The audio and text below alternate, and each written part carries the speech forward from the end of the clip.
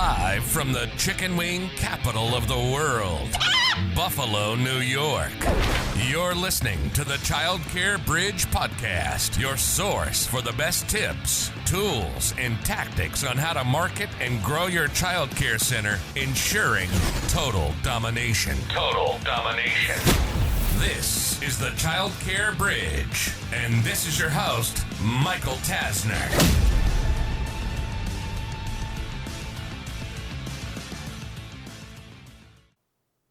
So how do you fix retention? How do you keep families staying longer, not leaving, enrolling their other kids with you year after year? How do you fix this ultimate retention challenge? One of the things that I've been seeing is a lot of centers all of a sudden have been having issues with retention. In today's episode, I want to talk through 2 or 3 retention ideas, and then I'm going to do a couple more episodes on retention because I could argue this is one of the most important topics. So what I do all day, every day, among other things, is I help drive enrollments to childcare centers. We do that by driving quality leads, putting them through an inviting process, and then ultimately the center does a tour and we aim to get them enrolled. But one of the things that can derail everything is, let's say you add 10 enrollments, but 11 walk out the door. Or you add 10 and 7 walk out the door. So you're like, great, well, we are still net 3.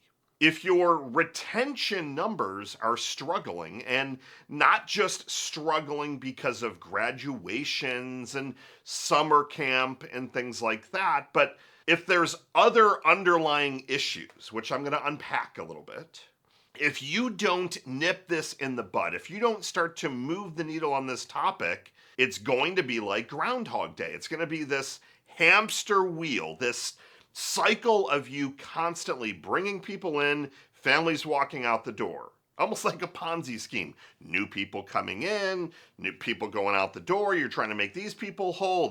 You're always trying to kind of fill that gap. And the issue in the retention game is that you have ratios. So if all of a sudden a teacher had 5 kids and now all of a sudden they have 2, you're paying that same wage to only have 2 kids. Now you're losing money in that classroom, and then you got to rob Peter to pay Paul, and it's this perpetual cycle. It's a perpetual cycle. Now, there's a lot to unpack when it comes to retention, but I want to laser in on the first thing, and then I'm going to, again, give you 2 strategies. So before you can start to deploy strategies, you need to be realistic with what is actually occurring. Why are families leaving? I'm going to pause for a second. Why are families leaving? Let's say, well, Michael, they moved, husband lost their job, or wife, so great. There's some of those reasons, and I get it. But I can also tell you that when I've been given these families and given the reasons, and then I've had our team actually call them, our team survey them, not all the time, but many times, the reasons change. Family might say, well, I just decided to keep my kids at home. But we find out, well, the real reason was they didn't connect with the teacher. Or someone will say, we moved, and they'll say, no, we didn't actually move. We found a different center that was closer to our house. Okay, fine. They might say, we're going on an extended vacation, and we just didn't want to pay for that amount of time. But in reality, they didn't feel like their kids were thriving at your location. Now, that's not to say that every single time a parent is going to just be feeding you a line, but it's a lot easier to avoid the confrontation, the you being more direct, and I'm like, wow, that is something I didn't expect you to say.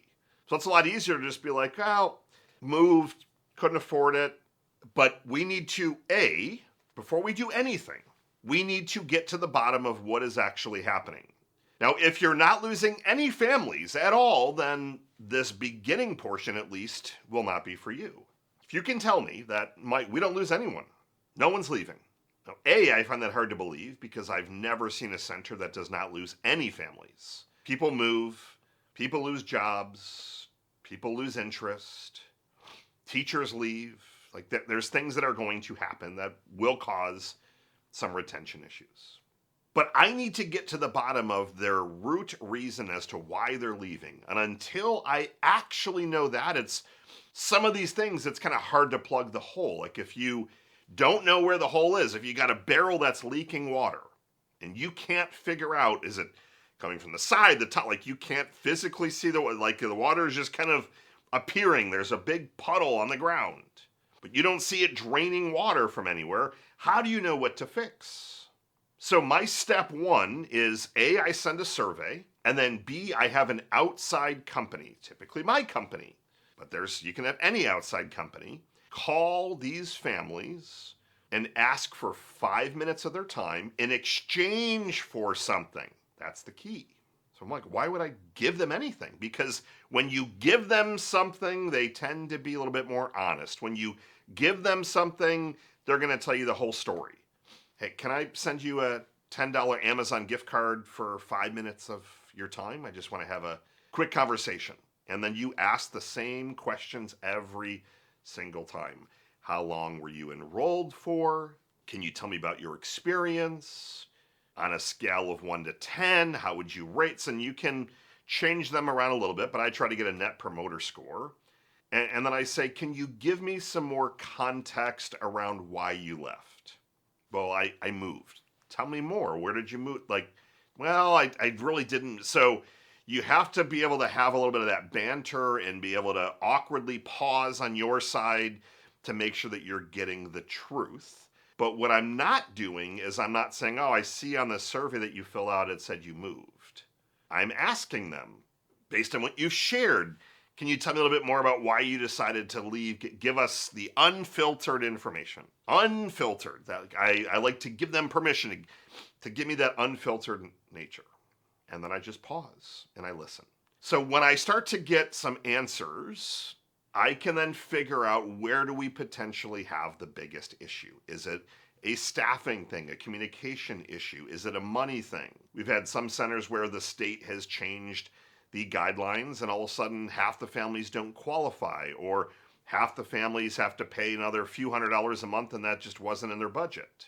We have had a lot of families move. There's certain communities that are very transient. But I'm also trying to uncover, I mean, if it's a financial, and if all of a sudden families that were never concerned about money, all of a sudden money's coming up every single time, maybe we've started to outprice our tuition. And I'm not a big fan of reducing tuition. But if all of a sudden you're constantly losing families, you're at, I don't know, $1,800 a month, and you've got a high-end experience, full-time equivalent, that's depending on where you live, that could be a little or a lot. But for most, that's a pretty modest amount of tuition for full-time on a monthly basis. Maybe comparable centers are at $1,200. If Primrose franchises, for example, who tends to be at the top of they tend to always be the most expensive. If they're less than you, there might be a couple of things you got to look at here. Maybe you have priced yourself out, but until we get that information, we cannot act. The cliche phrase, information is power. We need the information. So that's your step one, an exit survey, ideally an exit interview, and more importantly, out of all of these, it's a third party calling to actually get some of the real information. A family's not going to tell the director that I'm leaving because of you. If the director is doing the exit interview, you're just going to avoid that confrontation. It's a lot easier. No, I just didn't feel the center was a fit anymore. Appreciate you. Thanks so much. And then when we call, all of a sudden we get the tea of, oh my gosh, this director was so rude. We never felt welcome. We felt like, I don't know, like whatever it is. I've heard some of the craziest things. That's step one. Step two, I want to give you two different things that you can do that are a little bit more generalized to improve your retention. The first will seem obvious. The second one, I'm going to give you an idea that I wouldn't say promise you that you're not doing, but when you hear about how I'm teaching it to you, I hope that it really sparks some ideas. So the first one is I need you to over-communicate. I want daily pictures, videos, messages that are either coming from the director and or the teachers. Daily messaging. If you put your hat on of where the parent's mind is, they want to see their son or daughter or multiple kids there thriving. I remember the anxiety that I felt when I dropped my first two kids off, my twin boys, who are now 17 years old, at preschool. My anxiety was through the roof. They were crying, like it was terrible. So now all that I can think about at work is, how are they doing? Are they liking it? Are they hating it? How's this go? Like, it was bad. To where my wife had to, like, she was texting, how are they doing? Like, you shouldn't have to have the parent asking. You need to be proactive in over communicating so that the parents can see that their son or daughter is thriving. If you don't have a fancy tool to do this, I don't care. Use text, use email, whatever you need to do to communicate every single day. That is the secret sauce. Every single day, period. You need to be communicating. The more that you're communicating with them, the better. The more you're communicating, the better. You can share some of the negative stuff, but I want to make sure that you're also sharing all the positive stuff as well. That's the first thing. Number two, if you look at what is occurring all across the US and even the globe at this very moment in time, and it's been happening for the last couple of years, is that people are getting lonelier and lonelier. They're getting fewer and fewer friends, having fewer and fewer friends. They're going out less and less. They're eating alone more and more. There's a lot of negative information that's black and white that basically shows that people are inherently lonely right now, and depression is like, there's a lot of stuff that's out there that's, again, black and white. Unfortunately, AI, Zoom, cell phones have been one of the leading causes, period. So if you know that, you should also know that people are craving that human connection. And I believe there's going to be a big resurgence to more live events and concerts and experiences that get people together so you can feel that again. But what if you could better facilitate that at your centers? Idea number one. What if, and it doesn't have to be every day, I would love you to do it every day, but what if you had an area at your centers that was a breakfast area that the parents could also have? So that connection in the morning, maybe they're connecting with their son or daughter, but then they're also connecting with other parents. They're starting their day off with breakfast. They're starting their day off with some human connection. Oh, I didn't know that. I hear all about little Jack from my daughter Emma at home, and it's so wonderful to meet you. And then the parents start to bond. What if you were to have more and more events? Not just the standard things like Mother's Day and Father's Day, Christmas, Easter. Okay, great, you got the standard ones, but what if you had something once a month that was maybe a family game night, trivia, ordered some pizzas, and you just focused on covertly helping these parents start to connect? Because people in general, and this is a generalization, not simply childcare, but they might buy something, buy a course, for example, and they'll buy it initially for the content, but they're going to stay for the community. So the more and more that you get your families meshing, the parents meshing, they don't want to lose that. They don't want to lose that community. So if your center is helping foster that, what you're doing is you're giving that sense of connection to other families. You're helping them build memories, and you're building your community outside of just the kids. You're building their whole family, and then you're bringing families together. Most centers that I know of, they do a couple of events a year. I'm going to challenge you and say, do something once a month.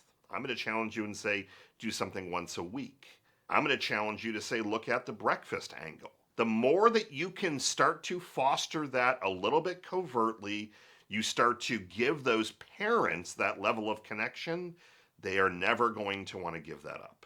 Even if your center is a little bit more expensive, they will not want to lose that connection. Focus on your retention. Start with the survey, the exit interview, and then a third-party company calling. and then look at how you can up-level the daily communication while fostering these fun interactions among the parents. Michael Tasner signing off. Good morning, good afternoon, and good night. I'll see you next week.